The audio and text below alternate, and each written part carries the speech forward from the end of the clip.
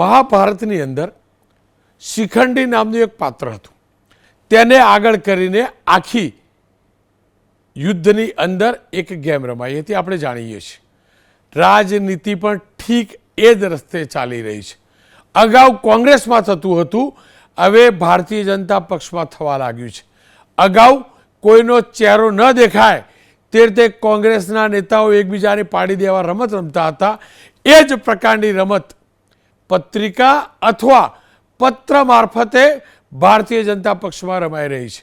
તેમાં પણ સૌરાષ્ટ્રની અંદર આપ તમામને અમરેલીનો એ લેટર કાંડ યાદ હશે.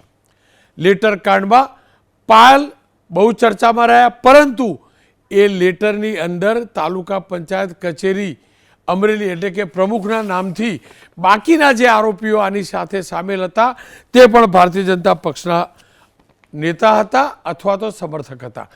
ઠીક આ જ પ્રકારનું એક કાંડ આજે સામે આવ્યું છે. અગાઉ પત્ર હતો, હવે પત્રિકા છે. પત્રિકા તમે જોજો ફૂલ સ્ક્રીન, અને પત્રિકા લખાઈ છે ભારતીય જનતા પક્ષના ધારાસભ્ય ઉપલેટા અને ધોરાજી બેઠકના ડૉક્ટર મહેન્દ્ર પાડલિયા વિરુદ્ધ આ પત્રિકા વાયરલ થઈ છે, જેમાં આરોપ લગાવ્યો છે કે મહેન્દ્ર પાડલિયા ભ્રષ્ટાચારમાં ગળાડૂબ છે. આરોપ પણ કેવો નિમ્ન કક્ષાનો લગાવ્યો છે. કોઈ ભ્રષ્ટ નેતા હોય ને એને પણ શરમ આવે એવો આરોપ છે કે મહેન્દ્રભાઈ પાડલિયા દેશી દારૂનું વેચાણ કરનાર નાના કોન્ટ્રાક્ટરો પાસેથી 2 થી 3,000 રૂપિયાના ઉઘરાણા કરે છે.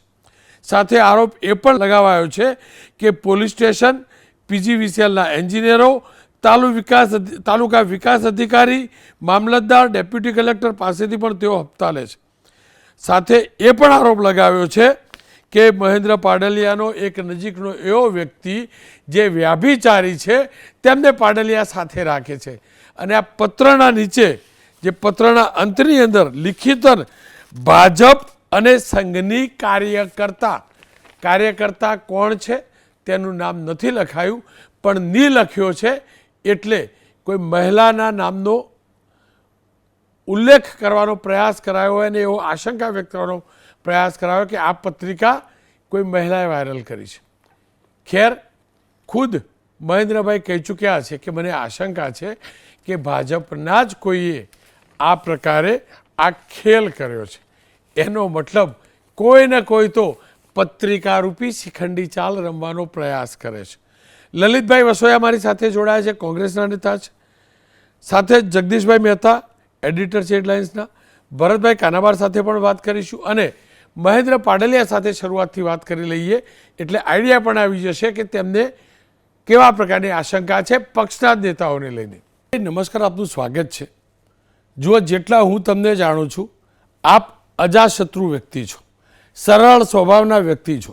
મારે એટલું જ જાણવું ને સમજવું છે, તમારા વિરુદ્ધ આ પત્રિકા વોર કરનાર તમારા પક્ષમાં કોણ શિખંડી છે જે પત્રિકાને આગળ કરી અને આખો ખેલ ઊભો કર્યો છે? રોનકભાઈ, આપની વાત સાચી છે.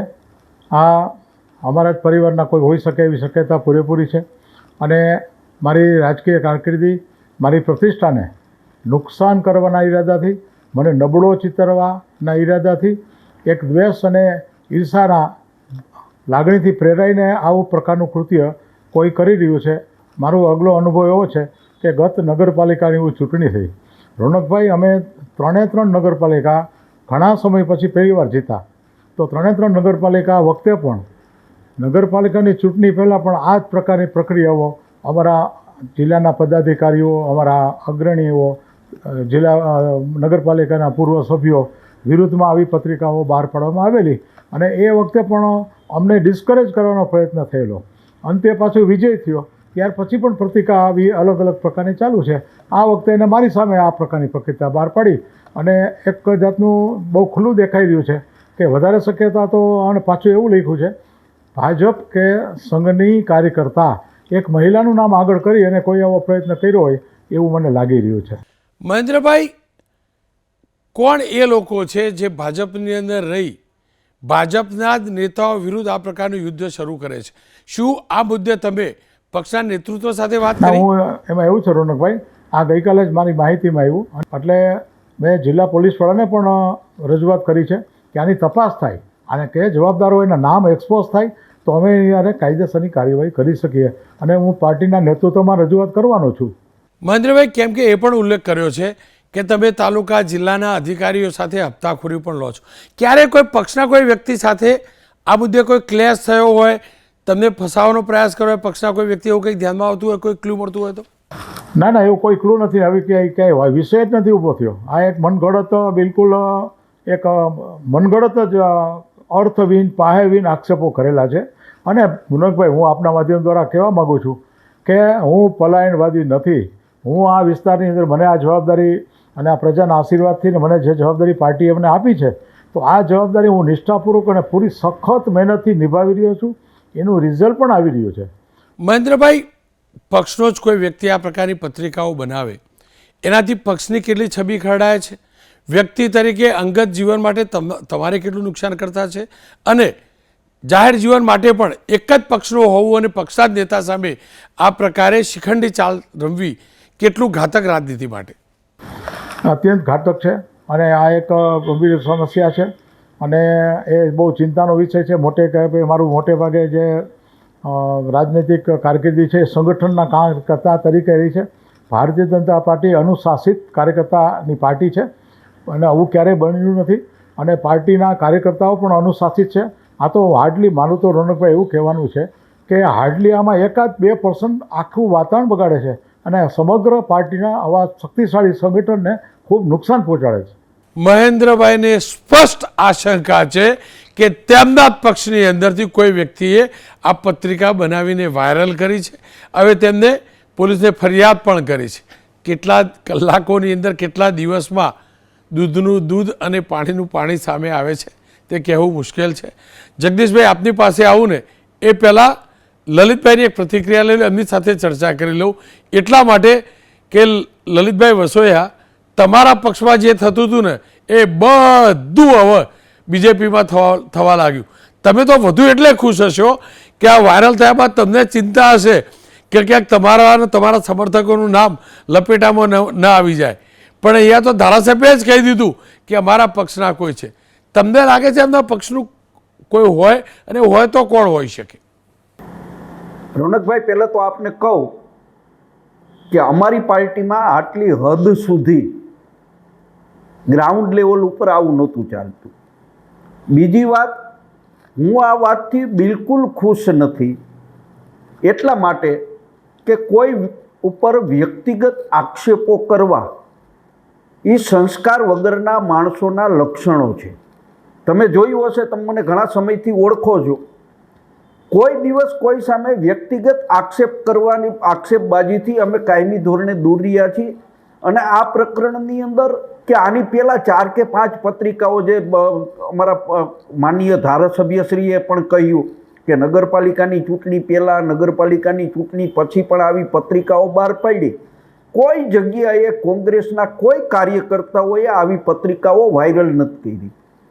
વાયરલ તો નથી કરી, પણ પ્રતિક્રિયા પણ નેગેટિવ નથી આપી.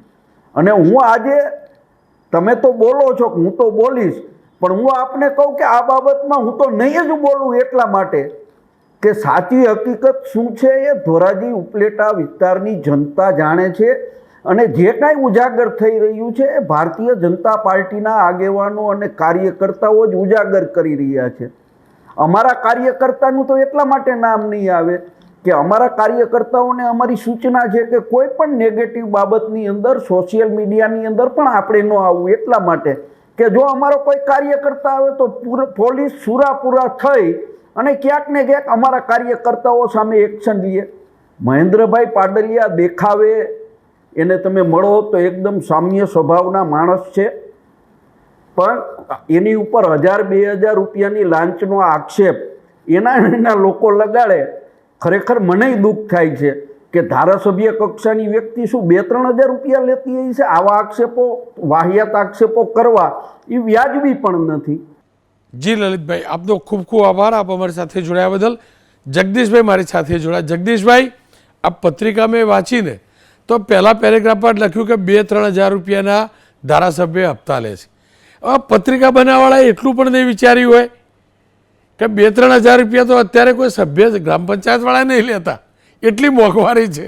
એટલે પત્રિકા પહેલાંમાં પહેલું તો કેટલા ખરાબ ઇન્ટેન્શનથી અને કેટલા અધૂરા જ્ઞાનવાળાએ બનાવી છે સ્પષ્ટ થાય છે. તમને શું લાગે છે, ખેલ શું ચાલી રહ્યો છે સૌરાષ્ટ્રની અંદર? આ ગજબ છે રોનકભાઈ, તમારો ઇન્ટ્રો જ કહી દે છે કે શું ચાલી રહ્યું છે. કે 2-3 હજારમાં આપણને ભરોસો નથી, 2-3 લાખ હોય તેમ થાય તો કદાચ હોય એમ. બોલો, વિચાર કરો. પણ ખેર, જુઓ ધોરાજી પંથકમાં શું છે, આમ તો બધી જ જગ્યાએ આ ચાલી રહ્યું છે. ખાલી ધોરાજી ઉપલેટા નહીં, સમસ્ત ગુજરાતમાં ભારતીય જનતા પાર્ટી જેને આપણે કેડર બેઝ માનીએ છીએ, પણ અંદર ખાને એટલું બધું સડી ગયું છે સંગઠનની દ્રષ્ટિએ કે હવે કોઈ માણસ કોઈની લાજ કાઢવા તૈયાર નથી, અથવા તો જેને જે ભાવે તે ગોફણિયા ભાવ કરી રહ્યું છે, ઘાવ કરી રહ્યા છે. આ પત્રિકા એમાંનો એક પ્રકાર છે. જેમ લલિતભાઈ વસોયાએ કીધું એવી રીતના મહેન્દ્રભાઈની છાપ, કારણ કે એનું પૂર્વાશ્રમ જે છે તમે કહો તો એનું બેકગ્રાઉન્ડ જે છે એ પોલિટિકલી નથી, એ તો સૌરાષ્ટ્ર યુનિવર્સિટીના પૂર્વ કુલપતિ હતા, એટલે શૈક્ષણિક કે આનું બેકગ્રાઉન્ડ છે. હવે એટલે આપણે એને કોઈ બ્લો બાય બ્લો એમ નથી કહી દેતા, નીટ એન્ડ ક્લીન છે. પણ આ જે પત્રિકા છે, તમે જે ઇન્ટ્રોમાં કીધું 2-3 હજારનું છે એટલે હસવું આવે, એમાં છીછરો જે છે ને આક્ષેપે છીછરો છે અને ઈર્ષાથી ભરપૂર હોય એ ટાઈપનું છે. ધોરાજી ઉપલેટામાં તમારી જાણ કરતા 4 લોકોના તથાકથિત જૂથ હોય એવું કહેવાય છે.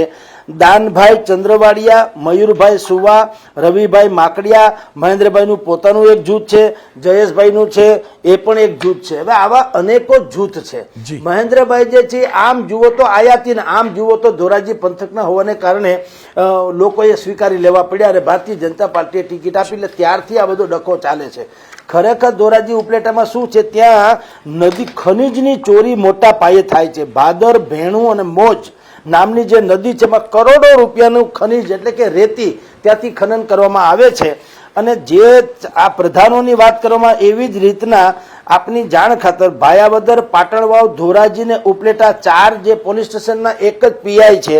કહેવાય છે હો આ બધું કે ઈ આટલા બધા હજારોની સંખ્યામાં ત્યાં રેતી, હજારો ટનની સંખ્યામાં રેતીનું ખનન થાય તો એવું તો ન હોય કે સ્વાભાવિક છે કોઈની આંખમાં નજરમાં આવે નહીં, એવું તો બને નહીં. હવે એ જેટલા હપ્તા જ્યાં જતા હોય ત્યાં પણ આવા આક્ષેપો થઈ રહ્યા છે. એ જે કહેવામાં આવે છે એ શું છે, અંદર ખાને સંગઠનની દ્રષ્ટિએ ઈર્ષા વગેરે બધું છે.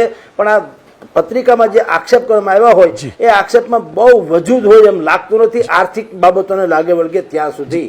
જગદીશભાઈ, બહુ રસપ્રદ વાત એ રહી કે ખુદ ધારાસભ્યએ કહી દીધું કે મારા પક્ષનું જ કોઈ છે, એનો મતલબ કોંગ્રેસને એમને ક્લીન ચીટ આપી દઈ. જો કે કોંગ્રેસ માટે દીધી, કેમ કે કોંગ્રેસ માટે તો એમ પણ જાજા નેતા કે કાર્યકર્તાઓ છે નહીં, એટલે આઈડેન્ટિફાય કરવું બી અઘરું તો પડે નહીં.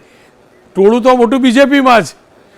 તમને શું લાગે છે, આ ક્લીન ચીટ એમને જે આપી એનો મતલબ એમના દિલમાં કોઈ નામ તો છે, એમને આઈડિયા તો છે કે કોણ લોકો આ કરી શકે? રોનકભાઈ, આપણે ટાટા બિરલાની ઈર્ષા પણ ન કરી શકીએ, આપણાની જ કરી શકીએ. આપણા જન્મ પહેલાના એ સુખી છે પણ આપણે બળતરા નહીં થાય, પણ આપણી સાથેનો જે હશે ને એ કાલ સવારે સુખી થાય તો આપણાથી સહન નહીં થાય. આ ભારતીય જનતા પાર્ટીમાં એવું થઈ રહ્યું છે. મહેન્દ્રભાઈને એટલા સુધી ગળા સુધીની ખાતરી છે, કારણ કે કોંગ્રેસ નામનો જે પક્ષ છે એની તો અત્યારે જે કઈ દશા છે એ જોતા એ તો ચિત્રમાં હોઈ શકે જ નહીં. હવે જે મહેન્દ્રભાઈ જે છે, જેની અનએક્સપેક્ટેબલ એટલે કે જેની કલ્પનાથી ટિકિટ મળી ગઈ અને એ જીતી ગયા સંગઠનના જોરે, કારણ કે સંગઠનના વ્યક્તિ છે, એટલે ત્યાં જે કેટલાક લોકો છે એને એમ લાગતું હોય કે અમારામાંથી મહેન્દ્રભાઈ ભાગ પડાવી ગયા એટલે મહેન્દ્રભાઈને શંકા જાય એ પણ વાજિબ છે. કારણ કે ભૂતકાળમાં આવા એણે પોતે જેમ હમણાં પણ કીધું અને અગાઉ કીધેલું, નગરપાલિકાની ચૂંટણી થઈ પહેલી વખત એમને કીધું 3 નગરપાલિકા અમે જીતા. આની પહેલા પણ નાના નગરપાલિકાના જિલ્લા કક્ષાના લોકોની સામે પત્રિકાઓ બહાર પાડવામાં આવી હતી. એટલે પત્રિકાઓ બહાર પાડવી ત્યાં જૂની પદ્ધતિ છે, મેથડ છે. હવે એ કોની છે, કારણ કે બધામાં આ વખતે લખ્યું છે ખાલી લિખતી એક મહિલાના નામે.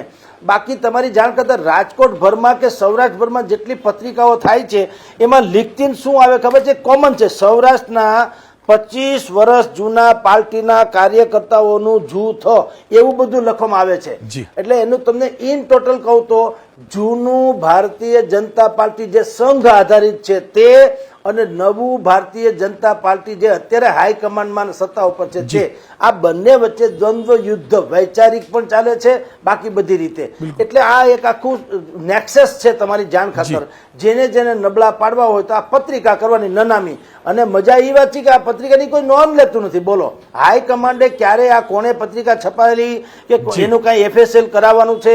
વિધાનસભામાં ગૃહમંત્રીએ કીધું હતું પાયલ ગોટી કાંડમાં કે આ બધું કૌશિકભાઈ વેકરિયાને બદનામ કરવા માટે કરવામાં આવ્યું છે, આવું કઈ છે નહીં. બોલો, એટલે હવે હાઈકમાન્ડે કઈ નોંધ નથી લેતું. આ પત્રિકા ચર્ચાનો વિષય બને પણ એક્શનનો વિષય બનતો નથી. જી જી જગદીશભાઈ, આપનો ખૂબ ખૂબ આભાર. ખેર, આ પ્રકારની શિખંડી ચાલ રમવી અને નનામી લખવું એના કરતાં સામી છાતીએ સોશિયલ મીડિયા પર લખવાવાળા પણ લોકો છે. અને એવા જ ભારતીય જનતા પક્ષના અમરેલીના પૂર્વ પ્રમુખ પણ હાલ તેઓ પ્રબુદ્ધ નાગરિકની ભૂમિકામાં છે. અને તેમનો મેં ઇન્ટરવ્યૂ કરવો એટલે જરૂરી માન્યો છે કે પ્રબુદ્ધ નાગરિક તરીકે તેમને અનેક એવી પોસ્ટ લખી છે જે પક્ષ કે સરકારને પસંદ ના આવે તેવા ભરતભાઈ કાનાબાર, તેમની સાથેની વાત કરવી અને વાતને સમજવી જરૂરી છે. ભરતભાઈ નમસ્કાર, આપનું સ્વાગત છે. મહાભારતની અંદર ખાસ કરીને મહાભારતમાં જે શિખંડીનું પાત્ર જોયું હતું, આ શિખંડી ચાલ આજની રાજનીતિમાં ચાલવાવાળા લોકો કોણ છે અને આ પત્રિકા યુદ્ધ કેવી રીતે શરૂ થયું છે અને કઈ હદ સુધીનું બીજેપીમાં એનો વ્યાપ છે? ના રોનકભાઈ, તમે ઘણીવાર આ શિખંડી શબ્દ વાપરો છે, યથા યોગ્ય છે મારી દૃષ્ટિએ. કેમ કે મારી દૃષ્ટિએ નન્નામો લેટર એટલે નકામો લેટર. નન્નામા લેટરમાં તો ગમે તેની સામે ગમે એ આક્ષેપો થઈ શકે. જો આક્ષેપોમાં તથ્ય હોય, હકીકતનો થોડો ઘણો પણ અંશ હોય, તો જેણે પણ લખ્યું છે, જેને પણ આ મનમાં ગુસ્સો છે, આક્રોશ છે, વિરોધ છે, એમણે ખુલીને પોતાના નામ સાથે આ વાત લઈને આવવું જોઈએ. ચોક્કસપણે ભ્રષ્ટાચાર, ગેરરીતિઓ સામે ભારતીય જનતા પાર્ટીનો કોઈ કાર્યકર અવાજ ઉઠાવે તો હું તો વ્યક્તિગત ધોરણે હંમેશા એને બિરદાવતો આવ્યો છું.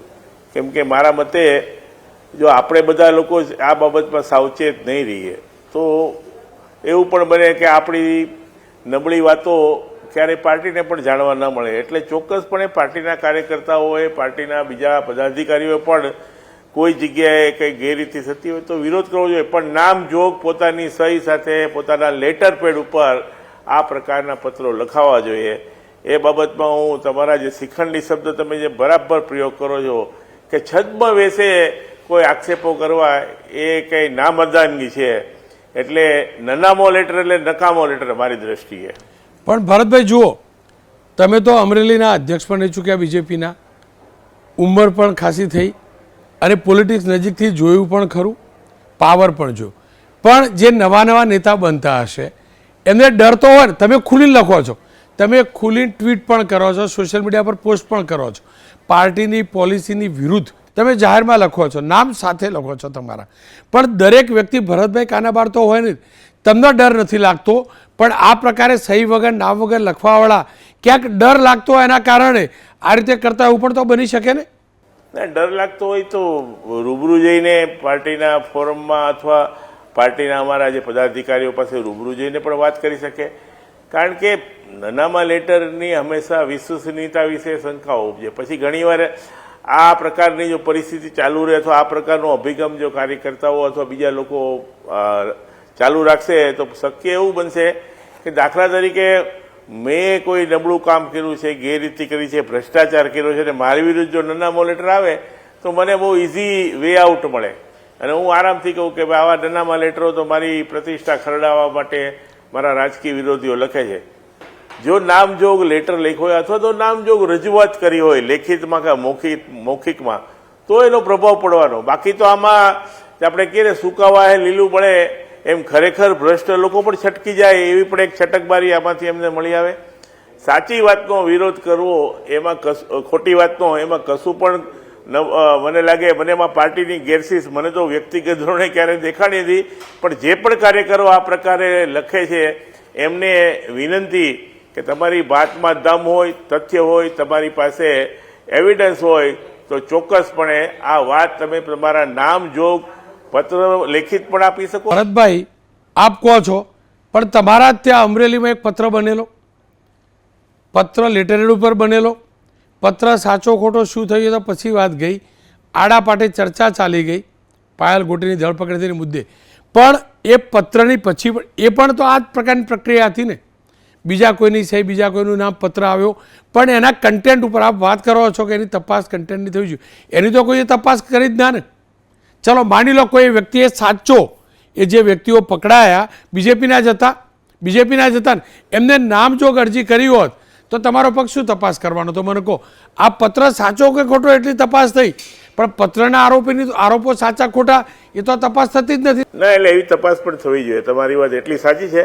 નનામો લેટર છે, પણ જ્યારે કોઈ પાર્ટીના મુખ્ય પદાધિકારી સામે ગંભીર આક્ષેપો હોય ભ્રષ્ટાચારના, તો ચોક્કસપણે પાર્ટીએ પણ એના પોતાના સોર્સિસથી એની સિસ્ટમની તપાસ કરવી જોઈએ.